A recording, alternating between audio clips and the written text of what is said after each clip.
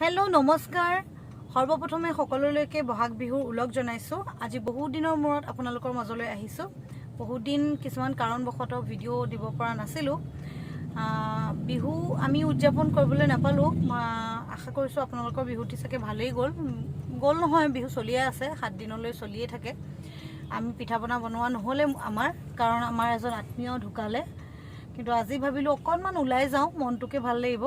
সেই কাৰণে আজিৰ দিনটো আপোনালোকৰ লগত শেয়াৰ কৰিবলৈ ওলাইছো সো আহকচোন ব্লগটো ষ্টাৰ্ট কৰো মই বহিছো বেক সিটত অকলে কাৰণ আমাৰ দাদাই মোক ফ্ৰণ্টত বহিবলৈ নিদিয়া আজিকালি দাদা ডাঙৰ হৈ গল দাদা বুলি ক'লে দাদা মানে আয়ুষ্মান ফ্ৰণ্টৰ পৰা কৈছে যে দাদা বুলি ক'লে মই বুলি ভাবিব সেইকাৰণে মই ক্লেৰিফিকেশন দি দিছো দাদা মানে মই আয়ুষ্মানৰ কথা কৈছো जुमने आजिकली मुझे आगत बहब निदिए मैं पिछत अकले अकले बही जाऊँ मोर मन तो बेया लगिसे ये है वो आदमी जिसने मुझे पीछे बिठा दिया मिस्टर काला चश्मा तुमने मुझे पीछे बिठा दिया ऐसे मत कही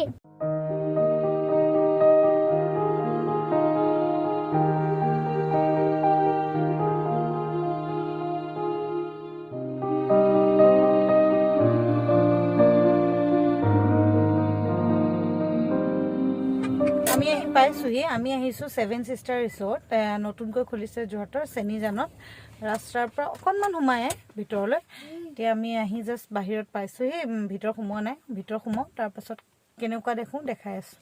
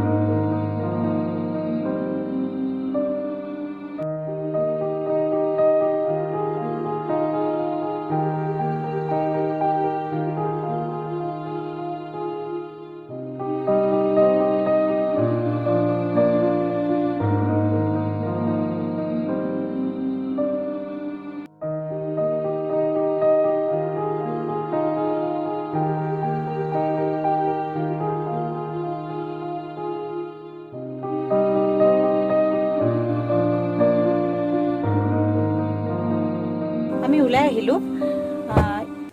এনভায়ৰনমেন্টটো ধুনিয়াই হয় চাহ বাগিচা আছিল সাকে আগতে জায়গাটো তাৰ মাজতে বনাইছে এতিয়াও দুখাৰি তিনিখাৰি মান চাহ গছ আছে তাতে এন্ট্ৰিতে এটা ফিজ দিব লাগে পাৰ পাৰসন 100 रुपीस কে কিডজৰ কাৰণে এন্ট্ৰি কোনো ফিজ দিব নালাগে